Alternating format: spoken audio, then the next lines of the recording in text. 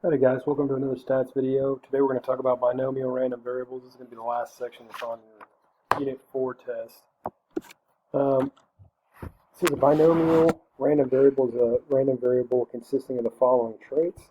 Two mutually exclusive outcomes called success and failure. That means it's either a success or it's a failure. It can't be both. That's what mutually exclusive means. Then typically this trials are independent of each other comes next. Not sure why it's out of order. We need a consistent probability of success. That needs to stay the same no matter how many times we pull or do a trial. And we need a fixed number of trials. So some notation here is we're going to say binomial n comma p, where n is trials or number of trials and p is the probability of a success. So if I say what is the probability of k successes in n trials, that's what we're talking about. So if you see that stuff, that's kind of the English version of what we're talking about. Let's practice this just a little bit. Which of the following? So here we're just identifying, is it binomial or is it not? If it is, then we're going to use n and p. I'll show you what that looks like. So if you draw 5 cards from a deck and count out the number of aces, they're either an ace or not an ace, so they are mutually exclusive. There is a success and a failure. A success would be pulling an ace, a failure would be pulling anything but an ace. But there's not a constant probability of success. When you pull one card, the probability for the next card changes. They're dependent on each other, dependent upon each other. So this fails to be a binomial random variable. So we're just going to say not constant probability. Okay. You flip a coin 20 times and count the number of heads. This fits every single bullet there. N is 20, that's the number of trials. The probability of success is 0.5 or 50%. We're going to identify success as being heads. X is the number of heads.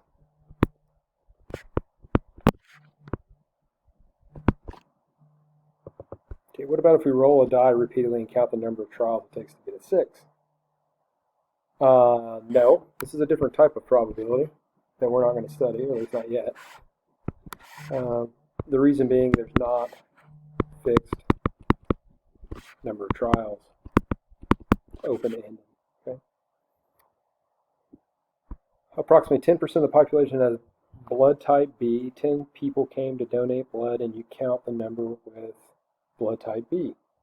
Yeah, this is binomial. Probability of success is 0.1. N is 10. And X is the number with type B blood.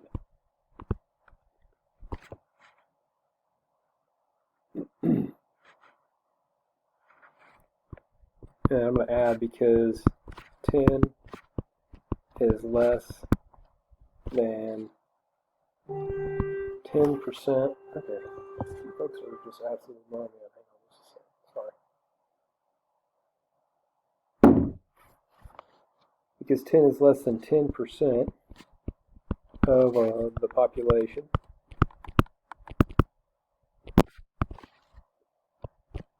we can assume constant probability of success.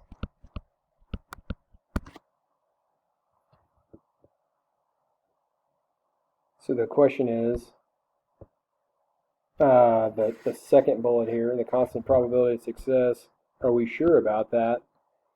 And I'm going to say yes, I'm going to consider that to be a consistent probability of success because 10,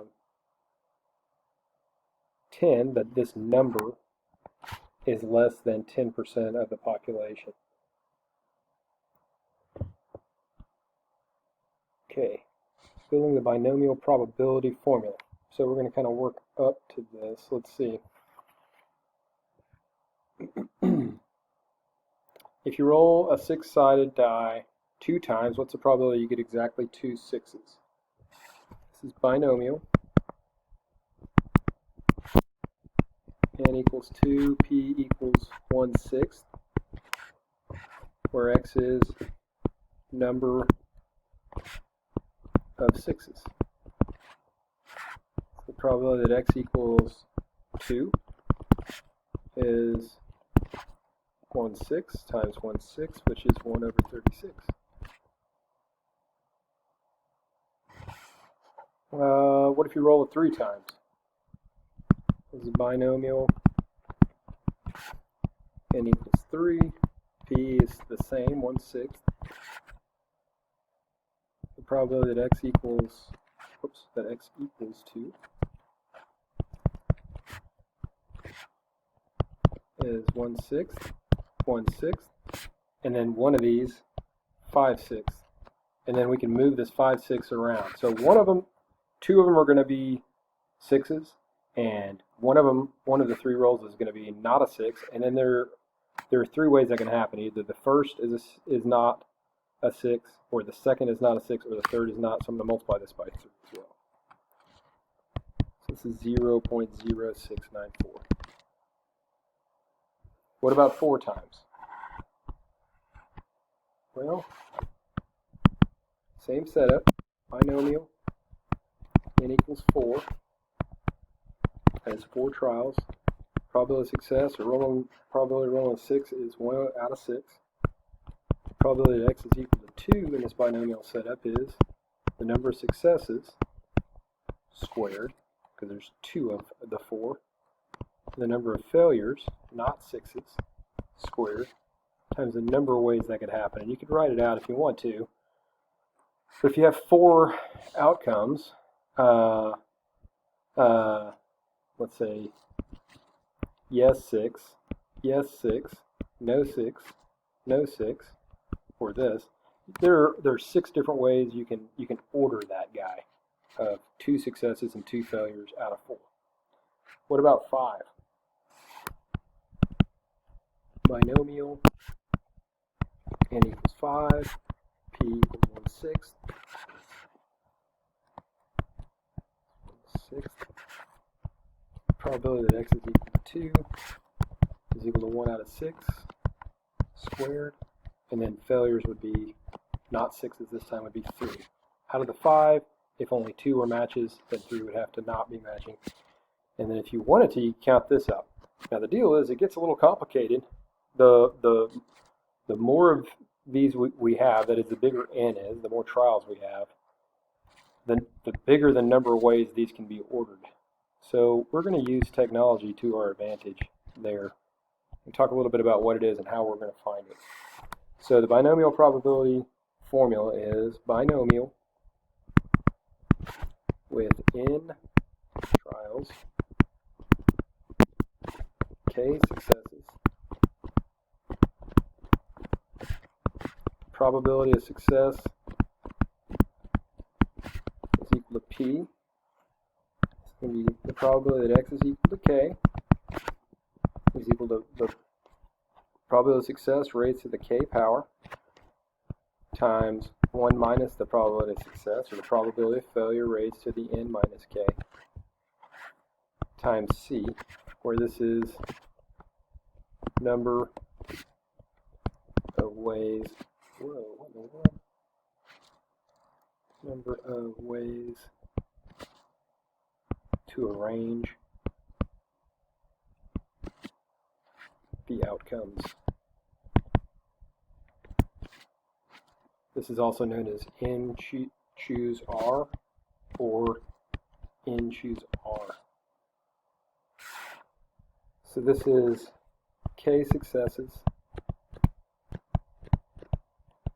the That's why it's raised to the k power, and this is going to be n minus k failures. And we're going to use and then we will use this website, desmos.com/calculator, because we don't have graphing calculators, otherwise we would use graphing calculators.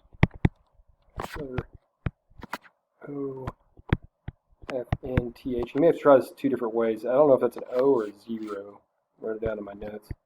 I think that's an O, a capital O, but it's either one or the other. It's a capital for sure. The rest of these are lowercase letters. So we're going to use this website, and it'll calculate binomial probability. It's pretty handy. It's kind of cool. So let's do that here. What's the probability of rolling a 6-sided die 8 times and getting exactly 2 6s? So what's the probability that x equals 2? Okay, n is 8, and p is equal to 1 out of 6. We're going to do 1/6 squared times 5/6 to the 6th times 8, choose 2, which is 1/6 squared times 5/6 to the 6th times 28 is 0.2605. So I'm going to show you how to do this. Go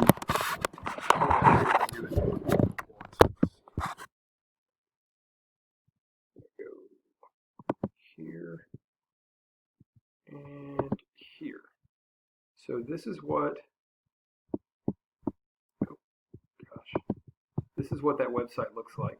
I'll show you. Our R is like X. So if X is equal to 2, then we're going to make that R 2. But you can see I made the other things exactly what they ought to be. The probability of success is 1/6. N is equal to 8. Our X is 2. And then it throws it all together for you here. Okay, that's all you need to do. Now there's graphs and all kinds of other stuff, but this is your probability to 4 decimal places. Okay, so we're going to call it 0.2605. That's where that number came from. All right. And I may use it again and again, and if I do, I'll just say, hey, I'm using that Desmos website. All right. Let's see. The next one is, according to a study by the communications company, 91% of all emails are spam. You have 25 unread emails. What's the probability that exactly 23% or 23 of them are spam? Probability of success is 0.91. N equals 25. What's the probability? It's 25. What's the probability that x is equal to 23? That's going to be binomial.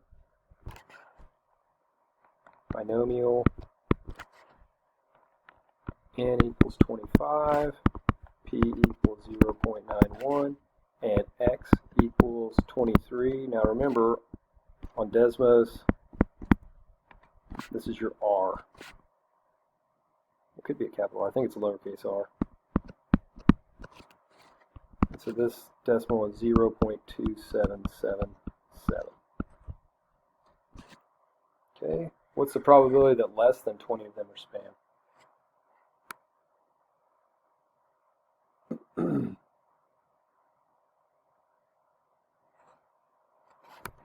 So the probability that x is less than 20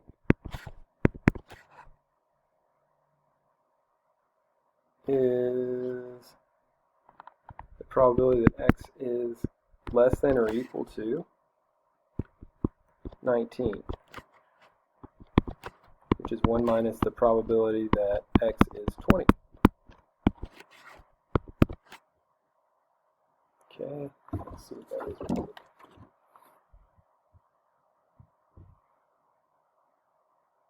I'm going to go through this. This is 0.02104.